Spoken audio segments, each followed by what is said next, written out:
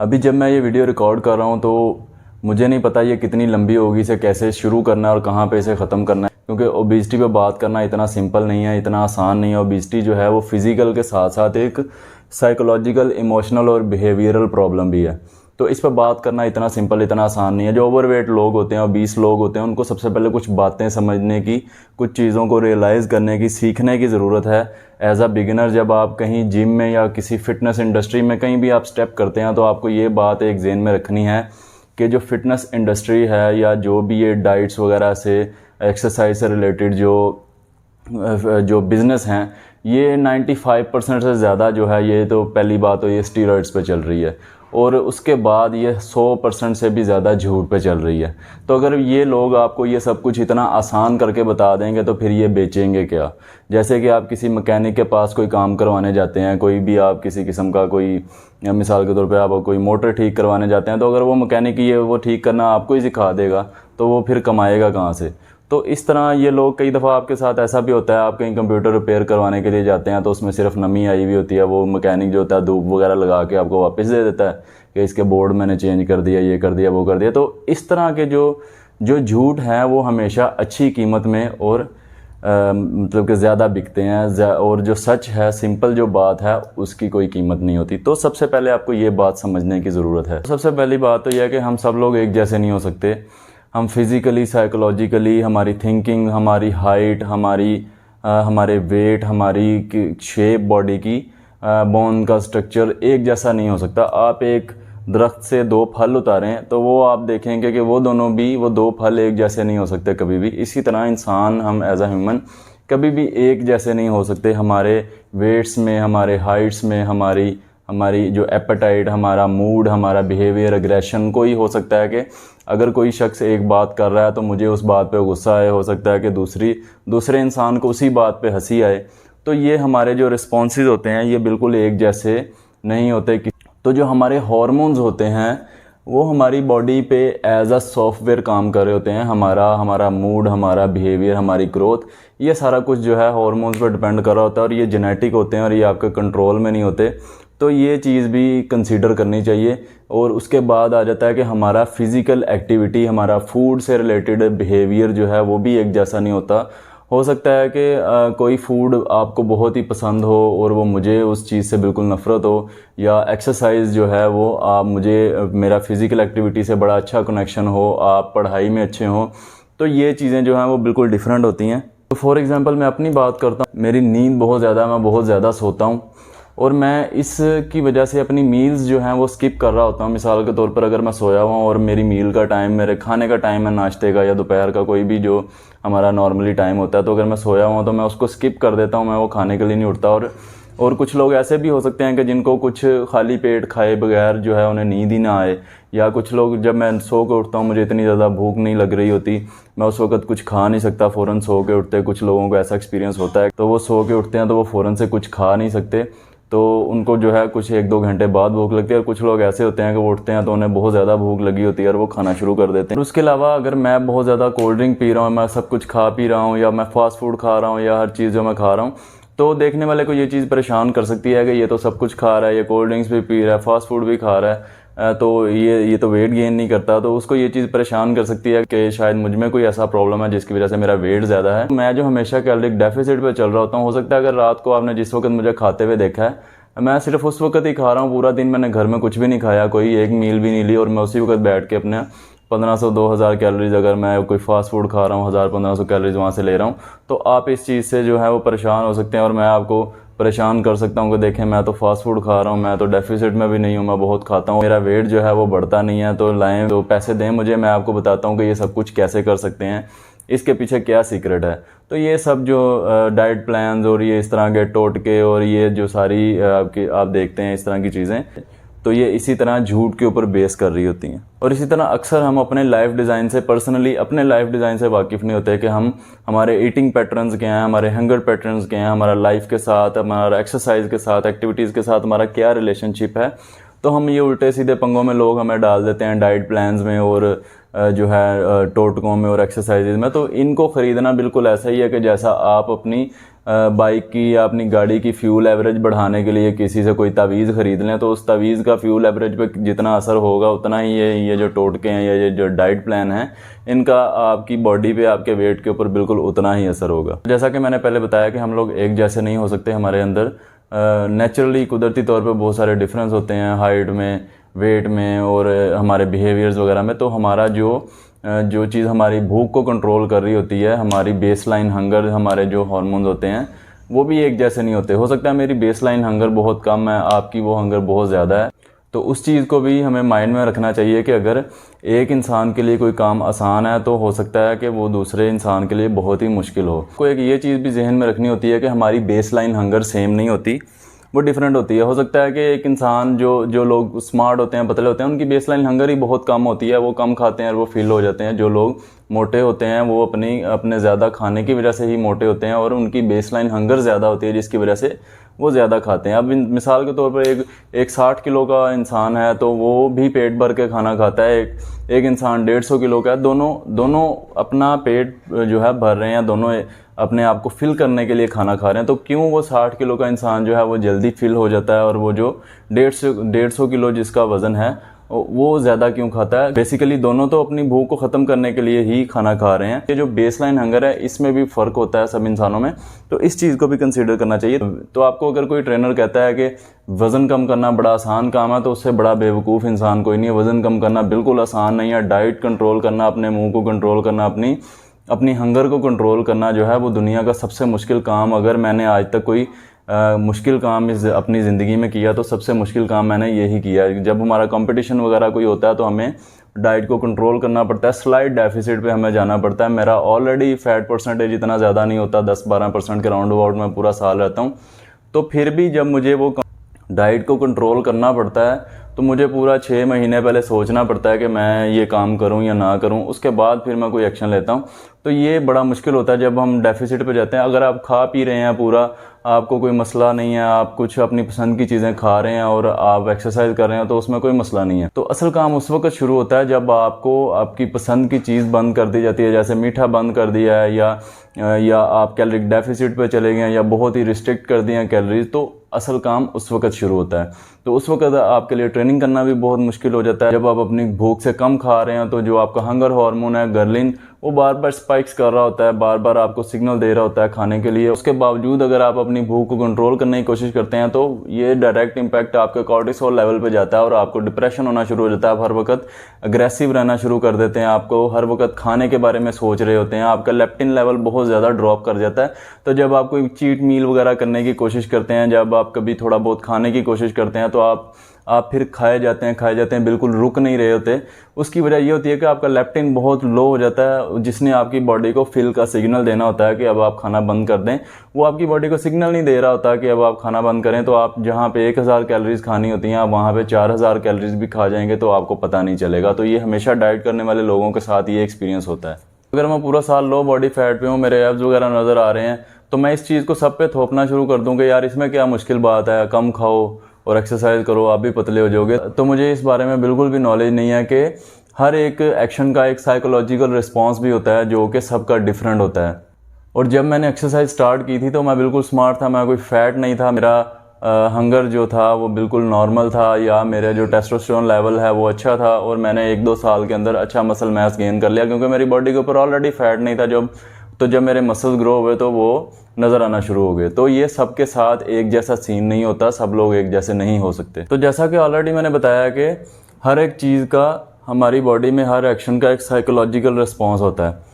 तो ओबीस लोग, ओवरवेट लोग, जब उन्हें डाइट बताई जाती है, उन्हें वर्कआउट बताया जाता है, तो वो हमेशा या अक्सर झूठ बोल रहे होते हैं कि हम लोग डाइट कर रहे हैं या हम लोग उतना ही वर्कआउट कर रहे हैं जितना हम बता रहे हैं, लेकिन हमारा फिर भी वज़न कम नहीं हो रहा। तो ये पॉसिबल नहीं है कि अगर आप डेफिसिट पे हैं और आपका वेट कम नहीं हो रहा या आप बहुत ज़्यादा एफर्ट कर रहे हैं तो आपका वेट कम नहीं हो रहा, और वो हमेशा झूठ बोल रहे होते हैं।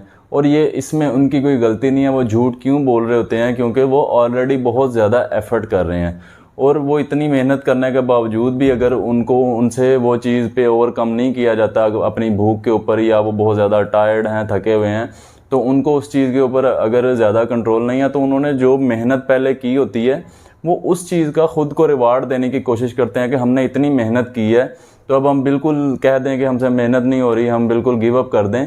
तो जो है ये अपने आप को कोसने वाली बात है। तो वो एक हमारी बॉडी का हमारा साइकोलॉजिकल रिस्पॉन्स होता है कि हम, जैसे कि हमने एक स्टोरी पढ़ी है बचपन में, अंगूर खट्टे हैं, तो उसका मतलब भी मुझे आज पता चला कि ये कोई मजाकिया स्टोरी नहीं थी, ये बड़ी सीरियस स्टोरी थी कि वो उस लोमड़ी ने इतनी ज़्यादा मेहनत की, इतनी देर मेहनत की, लेकिन उससे जब वो चीज़ अचीव नहीं कर सकी तो उसने ब्लेम अगली चीज़ के ऊपर किया कि अंगूर ही खट्टे हैं, मुझे नहीं चाहिए। तो ऐसा ही हमारे हर एक मामले में हम सब लोग ऐसा कर रहे होते हैं कि हम जिस चीज़ के बारे में बहुत ज़्यादा किसी चीज़ को, किसी गोल को अचीव करने के लिए बहुत ज़्यादा स्ट्रगल कर रहे होते हैं, अपना सब कुछ उस पर इन्वेस्ट कर देते हैं, अपनी सारी एफर्ट इन्वेस्ट कर देते हैं और फिर भी वो हमें नहीं मिलती, तो हम अपने आप को ब्लेम नहीं करते। और यही चीज़ हमें जो है चलाए रखती है अपनी ज़िंदगी में, कुछ ना कुछ मोटिवेट रखती है। तो ये चीज़ भी किसी न किसी हद तक फ़ायदेमंद होती है, वरना जो है हम अपने गोल से जब फेलियर हमें आता है तो हम मज़ीद डिप्रेस होना शुरू हो जाएंगे और अपनी जो आगे की एफर्ट्स हैं उनको जो है बिल्कुल स्टॉप कर देंगे। तो सबसे अहम चीज़ों में एक ये चीज़ भी बहुत ज़्यादा मैटर करती है कि हमारा बचपन से हमारी फ़िज़िकल एक्टिविटी और फूड के साथ क्या रिलेशनशिप है, मेंटल, साइकोलॉजिकल और इमोशनल। तो मुझे याद है कि मैं हमेशा से ही फ़िज़िकली बहुत ज़्यादा एक्टिव था। स्कूल लाइफ में जब हम बहुत छोटी क्लासेस में थे उसी वजह से रेसलिंग वगैरह देखना, स्कूल में जो हम दोस्त हैं वो एक दूसरे के साथ शरारतें और ये रेसलिंग वगैरह करते रहते थे। फिजिकल एक्टिविटी बहुत ज़्यादा हमारी स्कूल में भी रहती थी और फिर घर में आके हम क्रिकेट वगैरह खेलना सारा दिन और सारी रात हाइड एंड सीक वगैरह, इस तरह की जो हमारी फिजिकल एक्टिविटीज़ बहुत ज़्यादा थी। तो उससे क्या होता है कि उससे एक आपका साइकोलॉजिकल मेंटल एक रिलेशनशिप बन जाता है आपका फिजिकल एक्टिविटी के साथ, और ये चीज़ लॉन्ग टर्म में बहुत ज़्यादा आपके साथ चलती है। अब इन फ्यूचर क्या होता है कि अब मिसाल के तौर पे मैं अगर एक्सरसाइज कुछ दिन नहीं करता तो मुझे डिप्रेशन फील होना शुरू हो जाता है, या मैं बहुत लो फील करना शुरू कर देता हूँ, या मैं अगर स्ट्रेस में हूँ, मैं डिप्रेस हूँ, तो मैं एक्सरसाइज करता हूँ तो मुझे काफ़ी ज़्यादा उससे जो है हेल्प मिलती है। तो इसी तरह कुछ लोग ऐसे भी होंगे कि जिन लोगों ने कभी एक्सरसाइज नहीं की, अगर वो अब आके एक्सरसाइज स्टार्ट करते हैं तो उनको ये बहुत ज़्यादा डिप्रेसिंग लगता है, उन्हें उनसे एक्सरसाइज जो है वो नहीं होती। और वो कुछ लोग हफ्ता, एक महीना, कुछ दिन या साल एक्सरसाइज करते हैं तो वो उकता जाते हैं कि क्या रोज़ ही एक काम करें।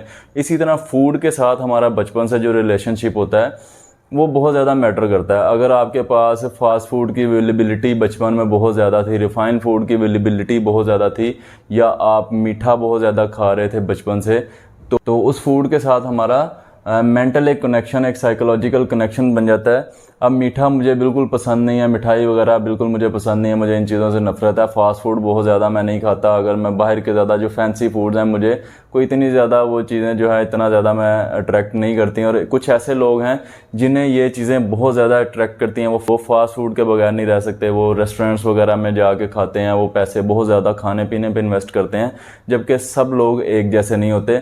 तो अब जो मीठा है कई लोगों को बहुत ज़्यादा पसंद है, वो मिठाई वगैरह बहुत ज़्यादा खाते हैं। तो ये जो चीज़ें होती हैं बचपन में आपके पास जो अवेलेबिलिटी होती है वो चीज़ बड़ी मैटर करती है। हमारे पास इतनी अवेलेबिलिटी नहीं थी, स्कूल जाते थे 1-2 रुपये मिलता था, उस वक्त भी 1-2 रुपये में कुछ नहीं आता था। और कुछ वहाँ पे स्टूडेंट ऐसे भी थे जिनको उस वक्त भी काफ़ी पैसे मिलते थे।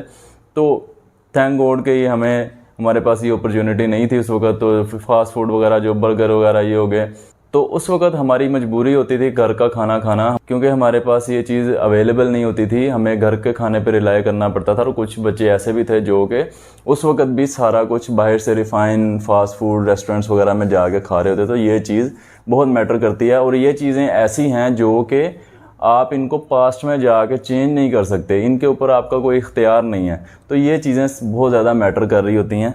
तो ये सबसे ज़्यादा एक डिप्रेसिंग चीज़ ये होती है कि इंटरनेट पे हम लोगों की तस्वीरें और वीडियोस वगैरह देख रहे होते हैं कि उसने 1 महीने में इतना वज़न कम कर लिया, 2 महीने में इतना कर लिया, 3 महीने में इतना वज़न कम कर लिया, ये एक्सरसाइज उसने की, वेट कम हो गया। लोगों के 6 पैक्स हम देख रहे हैं, एब्स देख रहे हैं, हम श्रेडेड बॉडीज़ देख रहे हैं। तो ये चीज़ हमें बहुत ज़्यादा डिप्रेस करती है। तो सबसे पहली बात ये है कि आप पिक्चर्स पे या वीडियोज़ पे लोगों की बिलीव नहीं कर सकते कि वो कब की है। अभी वो वीडियो अपलोड हो रही है तो वो कब बनी हुई है, अगर अभी पिक्चर मैंने अपलोड किया तो वो सच है या झूठ है, वो कब की बनी हुई है, क्या अब वो पिक्चर वाला इंसान कहाँ पे है, अगर वो उसने 1 साल पहले अपलोड किया वो किस हालत में है। तो हम लोग जब भी इंटरनेट पे पिक्चर्स वगैरह अपलोड कर रहे होते हैं तो हम अपनी सक्सेस स्टोरीज तो अपलोड कर रहे होते हैं, लेकिन फेलियर कोई भी इंटरनेट पे अपलोड नहीं करता। अगर मैं बीए के पेपर्स में फेल हो जाता हूँ तो क्या मैं वो अपनी सनद लेके आऊँगा, रिजल्ट कार्ड दिखाऊँगा कि क्या मैं ये देखें मैं फेल हो गया हूँ, या मुझे कब्ज़ हुई हुई है तो मैं क्या बताऊँगा इंटरनेट पर आके मुझे आज कब्ज़ हुई हुई है। हम लोग सिर्फ अपने अच्छे एस्पेक्ट्स जो हैं वो इंटरनेट पे दिखा रहे होते हैं क्योंकि हम दूसरे लोगों से अच्छा नज़र आना चाहते हैं। अगर मैंने इंटरनेट पे अपनी एक पिक्चर अपलोड करनी है तो मैं 100 पिक्चर्स बनाऊंगा और उनमें से जो सबसे अच्छी एक पिक्चर है उसको एडिट करूंगा और उसको फिर अपलोड करूंगा। और देखने वाले लोग कहेंगे कि शायद ये हर वक्त ही इतना हैप्पी रहता है, या हर वक्त जो है ये ट्रैकिंग वगैरह या सैर कर रहा है, या हर वक्त इसकी पिक्चर्स जो है ये बड़ा खुश है। देखने वाले इस ट्रैप में फंस जाएंगे कि शायद ये लोग जो हम पिक्चर्स देख रहे होते हैं ये सब लोग हर वक्त इतने खुश रहते हैं या हर वक्त इतने परफेक्ट रहते हैं। तो अगर मेरे अंदर एक क्वालिटी है तो मैं इंटरनेट पे उसे दिखाऊंगा। मेरे अंदर जो 100 कमियां हैं मैं उन्हें क्यों दिखाऊंगा? उन्हें कौन देखेगा, कौन अप्रिशिएट करेगा और उसके कौन से पैसे मिलेंगे?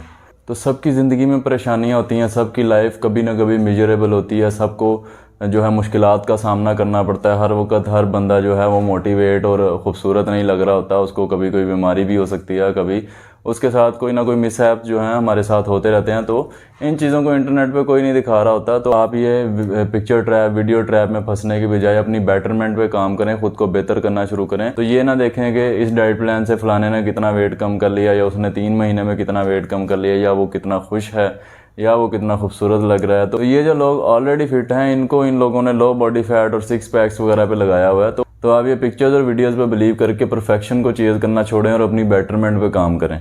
जब भी ये लोग बात करते हैं, ये डाइट प्लान्स पे बात करते हैं, वर्कआउट प्लान्स पे बात करते हैं, ये नहीं खाना, वो नहीं खाना, वो टोटका इस्तेमाल कर लें, वो फलानी चीज़ इस्तेमाल कर लें, ये इन चीज़ों पे बात करते हैं। ये लोग मेंटल हेल्थ पे, ये लोग एजुकेशन पे, ये लोग साइकोलॉजिकल हेल्थ पे बात नहीं करते क्योंकि इस चीज़ के पैसे नहीं मिलते और इससे लोग सीख सकते हैं कि उनको क्या करना है, क्योंकि इन चीज़ों से ड्रामा क्रिएट नहीं होता और पैसे नहीं बनते। तो लोग इंटरनेट पे अपनी सक्सेस तो मज़े से डाल रहे होते हैं कि हमने 2-3 महीने में इतना वज़न कम कर लिया, जो और 2-3 महीने में वेट जो कम किया होता है वो 1 ही महीने में रीगेन हो जाता है या उससे भी ज़्यादा हो जाता है। इसी तरह ये जो स्टीरॉयड यूज़र्स हैं, कितने ऐसे हैं जो इंटरनेट पर बताते हैं कि हम स्टीरॉयड यूज़ कर रहे हैं। ये सिर्फ जो इन्होंने गेन किया होता है, जो बॉडी स्टीरॉयड से बनाई होती है, सिर्फ इसको कैश कर रहे होते हैं। कभी किसी ने ये बताया कि हमने स्टीरॉयड यूज़ करने छोड़ दिए हैं तो हमारे सारे गेन्स जो हैं वो ख़त्म हो गए हैं, या हमें ये लीवर डैमेज हो गया, या हमें ये किडनी का मसला बन गया, या हमें गायनोकोमेस्टिया हो गया, या कुछ भी जो भी इश्यूज़ इनके साथ बनते हैं, क्या कभी किसी ने वो इंटरनेट पे दिखाए हैं? कभी नहीं। क्योंकि हम सब लोग खुद को एक दूसरे से बेहतर दिखाना चाह रहे होते हैं। ये जो लोग जिन्होंने 2-3 महीने में वेट कम किया और आपने इनकी पिक्चर्स देखी, आज वो कहाँ पे हैं? क्या आपको पता है वो अभी क्या कर रहे हैं? क्या उनकी ज़िंदगी में अब कोई परेशानी नहीं है? क्या उनकी ज़िंदगी अब बिल्कुल परफेक्ट है? उन्होंने जो वेट लॉस किया था वो अभी तक उसको मेंटेन किए हुए हैं? आपको बिल्कुल नहीं पता, आपने सिर्फ वो एक पिक्चर देखी, सिर्फ वो एक वीडियो देखी। और एक और चीज़ है मोटिवेशन। कुछ लोग समझते हैं कि शायद वो लोग इतने मोटिवेट नहीं हैं अपने गोल को लेके, वो जो है वो कुछ शायद इतनी शिद्दत से वो इस काम को करना ही नहीं चाहते, या खुद को इंसान ब्लेम कर रहा होता है कि शायद मैं इतना मोटिवेट ही नहीं हूँ। लेकिन एक बात याद रखें कि इंसान हर वक्त, हम लोग 24 घंटे मोटिवेट नहीं रह सकते। हम पूरा हफ्ता, पूरा महीना, पूरा साल कैसे मोटिवेट कोई भी रह सकता है? कभी भी नहीं रह सकता था। हम इंसान हैं, हमारी ज़िंदगी में बहुत सारे फ्लॉज हैं, हमारे अप्स एंड डाउन्स आते रहते हैं। हो सकता है मैं सुबह के वक्त बहुत ज़्यादा मोटिवेट फील कर रहा हूँ, दोपहर के वक्त मैं बहुत ज़्यादा लो फील कर रहा हूँ, रात के वक्त मैं थका हुआ फील कर रहा हूँ। तो हम 24 घंटे मोटिवेट नहीं रह सकते। ये जो मोटिवेशनल स्पीकर्स हैं ये सिर्फ अपनी वीडियोस में ही मोटिवेट होते हैं। इसके अलावा आपको क्या लगता है, एलन मस्क जो है उसको कभी कोई डिप्रेशन नहीं होता होगा? क्या वो 24 घंटे मोटिवेट रहता होगा? कि सब इंसान जो है हमारी लाइफ में जो है अप्स एंड डाउन्स आते रहते हैं और हम हर वक्त मोटिवेट नहीं रह सकते। और कुछ लोग जो है डिप्रेशन को भी इस चीज़ का, ओबेसिटी का काज बताते हैं, लेकिन डिप्रेशन को समझना भी इतना आसान नहीं है। डिप्रेशन सबके ऊपर एक जैसा असर नहीं करता। कुछ लोग ऐसे होते हैं जो डिप्रेशन में खाना खाना छोड़ देते हैं, कुछ लोग ऐसे होते हैं कि जो डिप्रेशन में बहुत ज़्यादा ओवर ईटिंग करते हैं। डिप्रेशन को इस चीज़ का काज बताना या इसको समझना इतना आसान नहीं है। डिप्रेशन सबके ऊपर एक जैसा असर नहीं करता। फॉर एग्जांपल मेरा वेट 70 kg है और इसी तरह अगर ये वज़न डबल हो जाए, 140 kg हो जाए या 150 kg हो जाए, किसी शख्स का इतना वेट है, तो उसके लिए अपने इस वेट को सारा दिन कैरी करना, सारा दिन लेके फिरना, कुछ वॉक करना या एक्टिविटी करना या अपनी जो जॉब है उसको भी कंटिन्यू रखना, तो ये सारी चीज़ें जो हैं काफ़ी ज़्यादा टायरिंग, काफ़ी मुश्किल हो जाती हैं, जिसकी वजह से उसके लिए एक्सरसाइज करना, इसके इन चीज़ों के लिए टाइम निकालना, अपनी डाइट को मेंटेन करना या थोड़ा डेफिसिट पे रहना, भूखे रहना बहुत ज़्यादा मुश्किल हो जाता है। क्योंकि जब आप डेफिसिट पे हैं तो आपका कॉर्टिसोल लेवल जो है वो इंक्रीज़ होना शुरू हो जाता है और उससे आपको डिप्रेशन होना शुरू हो जाता है। और ये डिप्रेशन आपके ऊपर किस तरह से असरअंदाज करेगा, इसको समझना इतना आसान नहीं है। ये आप खुद ही इस चीज़ को एग्जामिन कर सकते हैं। जब फिटनेस प्रोफेशनल्स या प्रोफेशनल बॉडी बिल्डर्स के पास आप लोग जाते हैं ट्रेनिंग वगैरह लेने के लिए या उनसे गाइडलाइन लेने के लिए, तो वो लोग भी आपको बड़ी आसानी से गाइड कर रहे होते हैं कि बस आप कम खाएं, आप जो है वो ज़्यादा एक्सरसाइज करें तो आपका वेट कम हो जाएगा। और आप भी उन्हें देख रहे होते हैं कि हम ऐसे क्यों नहीं हो सकते, अगर ये इतना फिट है तो ये हमें भी कुछ ऐसा बता देगा कि हम भी इसके जैसे हो जाएंगे। तो क्या आपकी सारी ज़िंदगी का बैकग्राउंड वैसा ही था जैसा उस शख्स का है? क्या आपके पास भी वैसी ही एबिलिटी या आपके पास भी वैसी ही अप्रोच थी कि आपकी लाइफ उसी तरह की थी? और फिटनेस इंडस्ट्री में वही लोग फिट होते हैं जो कि इस चीज़ में सक्सेसफुल हैं। जो लोग ओवरवेट हैं या जो लोग अंडरवेट हैं उनसे कोई गाइडलाइन नहीं लेगा, वो इस फील्ड में नहीं आएंगे क्योंकि वो इस फील्ड में अपने आप को फिट फील नहीं करेंगे। तो ये एक किस्म की प्री प्लान्ड इंडस्ट्री है कि यहाँ पे ऑलरेडी ही सब लोग फिट हैं, ऑलरेडी ही सब लोग, उनकी ये जॉब है, उनका प्रोफेशन ही ये अपने आप को मेंटेन रखना, अपने आप को फिट रखना, अपनी डाइट को ठीक रखना। और ये जो भी प्रोफेशनल लाइन में जो भी ड्रग्स वगैरह चलती हैं उनका इस्तेमाल, और उसके अलावा उनके जेनेटिक्स जिसकी वजह से वो इस लाइन में फिट हो गए हैं। आप खुद को उनके साथ कंपेयर नहीं कर सकते। और उनकी तरफ से जो ली गई एडवाइस है, तो अगर वो वही चीज़ आपको बता रहे हैं जो वो खुद के ऊपर इम्प्लीमेंट करते हैं, तो वो उसका आपको कोई किसी किस्म का फ़ायदा नहीं होगा। इसके बाद क्या होता है कि जब आप उन फिटनेस प्रोफेशनल से एडवाइस लेते हैं, वो आपको कोई डाइट प्लान्स देते हैं, आपको कोई वर्कआउट देते हैं, आप उनसे पर्सनल ट्रेनिंग लेते हैं या आपको उनको काफ़ी बड़ी अमाउंट दे के कोई सप्लीमेंट्स वगैरह ख़रीदते हैं, और आप जब उस चीज़ में उस गोल को अचीव करने में फ़ेल हो जाते हैं, तो वो सारा का सारा ब्लेम आपके ऊपर आता है। वो लोग आपको ब्लेम करते हैं कि आपको हमने जो गाइडलाइन दी आप उसको फॉलो नहीं कर सके, या आपको मैंने 1200 कैलोरी का डाइट प्लान दिया आप उसको फॉलो नहीं कर सके, तो या आपको मैंने जो भी कुछ वर्कआउट वगैरह बताया एक्सट्रीम किस्म का आप उसको फॉलो नहीं कर सके, इसलिए आप फेल हो गए। तब उनके पास तो जो आपने पैसे दिए वो उनके पास आ गए, तो अब आप वहाँ से फारिग हैं। अब आप कोई नया ट्रेनर ढूंढेंगे कि शायद ये मेरी ही गलती थी, शायद कोई और है जिसके पास कोई ऐसी चीज़ है जिसकी वजह से मुझे कोई अफाका हो जाएगा या मेरा वेट लॉस हो जाएगा। तो उन लोगों को इन चीज़ों के बारे में पता नहीं है कि ये डाइट का या एक्सरसाइज का या ओबेसिटी का साइकोलॉजिकल इम्पैक्ट क्या होता है या मेंटली इस चीज़ का क्या असर होता है। तो या वो इन चीज़ों को आपको एजुकेट नहीं करना चाहते, इन चीज़ों को बताना नहीं चाहते, क्योंकि ये चीज़ें बिकती नहीं है। ऑनेस्टी कभी भी अच्छे दामों में नहीं बिकती। जो झूठ है, जो ड्रामा है, वो बहुत ही आसानी से और अच्छे दामों में बिक जाता है। तो इससे क्या होता है कि आप मज़ीद परेशान होना शुरू हो जाते हैं, मज़ीद डिप्रेशन में चले जाते हैं कि हमसे तो ये हो नहीं रहा। तो आप फिर जाके खाने पे दावा बोल देते हैं कि एंज नहीं दे, फिर एंज ही सही। कि आपको अगर रिजल्ट नहीं मिल रहे तो जैसा चल रहा है चलने दे, फिर आप एक्सरसाइज भी छोड़ देते हैं, फिर आप डाइट को भी देखना छोड़ देते हैं। तो ये सिर्फ इस वजह से होता है कि वो लोग जो आपको गाइड कर रहे हैं वो लोग इस चीज़ के बारे में एजुकेट नहीं है कि साइकोलॉजिकली मेंटली इन चीज़ों का आपके ऊपर क्या असर हो रहा है। एज अ ट्रेनर एक ओवरवेट या ओबीस बंदे को ये एडवाइस देना कि मूव मोर ईट लेस, के कम खाएं और ज़्यादा मूव करें, आपका वेट कम होना शुरू हो जाएगा, बिल्कुल ऐसा ही है जैसा कि कोई न्यूट्रल जिसके लंदन में कोई 4 प्लाजे हैं, वो पाकिस्तान में एक गरीब आदमी जो मज़दूर है उसकी 20,000 तनख्वाह है, उससे कहे कि भाई तू भी ज़्यादा कमा, मेहनत कर और अमीर हो जा। अगर आप कोई ट्रेनर हैं और आपको इन साइकोलॉजिकल या इमोशनल जो साइड है इस चीज़ की, इस सारे प्रोसेस की, उसके बारे में आपको एजुकेशन नहीं है, तो अपने आप को एजुकेट करें। तो अगर आप इसके बगैर आप किसी को एडवाइस देते हैं और उसके लिए भी हेल्पफुल नहीं होगी, तो अगर आपको इस सारे प्रोसेस के साइकोलॉजिकल कॉन्सिक्वेंसेस के बारे में नहीं पता, तो आप एक अच्छे पीटी नहीं हैं। तो लास्ट में मैं आपको बताता हूँ कि आप कोई अकेले शख्स नहीं है जो इस मसले से दो चार हैं। ओबेसिटी जो है दुनिया का सबसे बड़ा हेल्थ प्रॉब्लम है, जिसमें हर 5 में से 2 इंसान जो हैं वो अपने वेट को कम करने की कोशिश कर रहे हैं या अपने आप को ओवरवेट कैटेगरी से नॉर्मल कैटेगरी में लाने की कोशिश कर रहे हैं। जो लोग वेट कम करने की कोशिश कर रहे होते हैं, जिन लोगों ने वेट कम किया होता है, उनमें से सिर्फ 15% या 20% ऐसे लोग हैं जो उस कम किए हुए वेट को 1 साल तक मेंटेन कर पाते हैं, और उसके बाद ऐसे सिर्फ 1 से 3% ऐसे लोग जो हैं सारी ज़िंदगी जो उस चीज़ को मेंटेन कर पाते हैं या उस वेट को जो है उनका वेट रीगेन नहीं होता। तो इन शॉर्ट के सिर्फ 1 से 3% ऐसे लोग हैं जो कि अपना वेट कम कर लेते हैं और दोबारा उनका वेट नहीं बढ़ता। तो आप मुझे बताएं कि सिर्फ 1 से 3% सक्सेस रेट है। तो अब वो लोग कहाँ हैं जिनकी आपने वीडियोस देखी हैं? कहाँ हैं वो लोग जिनकी आप पिक्चर्स देखते हैं, ट्रांसफॉर्मेशन देखते हैं? वो डाइटिशियन कहाँ हैं, वो न्यूट्रिशनिस्ट, वो डॉक्टर्स या वो गुरु जो हैं जो आपको टोटके और पंगे नए नए बताते हैं वो कहाँ पे हैं? उनके होने के बावजूद, उनके टोटकों के, उनके मेडिकल एडवाइजेज के बावजूद इतना बड़ा रेशो, इतना बड़ा फेलियर रेट ये क्यों है? क्योंकि वो लोग साइकोलॉजिकल, मेंटल, इमोशनल प्रॉब्लम्स को नहीं समझते लोगों की, सिर्फ उनके ऊपर डाइट प्लान्स थोपना शुरू कर देते हैं, सिर्फ उनके ऊपर जो है वो वर्कआउट प्लान्स थोपना शुरू कर देते हैं, उन्हें जीरे और अजवाइन और फटकरियों के चक्कर में डाल देते हैं और उनके जो इमोशनल या उनके जो साइकोलॉजिकल कॉन्सिक्वेंसेस जो होते हैं उनको वो समझ नहीं रहे होते। और ये जो सारी चीज़ें इतनी लंबी वीडियो में मैंने डिस्कस की, शायद इसको कोई नहीं देखेगा, तो ये सारी चीज़ों पर इसलिए बात नहीं होती क्योंकि ये चीज़ें बिकती नहीं है। मेरा ये सारी बातें आपके साथ करने का क्या मकसद है? क्या मेरा मकसद आपको डिस्करेज करना है? क्या आपको ये बताना है कि आप ये नहीं कर सकते? बिल्कुल नहीं। मेरा मकसद सिर्फ आपको एजुकेट करना है कि क्यों वेट लॉस या वेट कम करना या वजन कम करना या ओबेसिटी, मोटापा इतना बड़ा इशू है और क्यों अपने वजन को कम करना इतना मुश्किल है, कैसे ये साइकोलॉजिकल और मेंटल और जो है बिहेवियरल प्रॉब्लम है।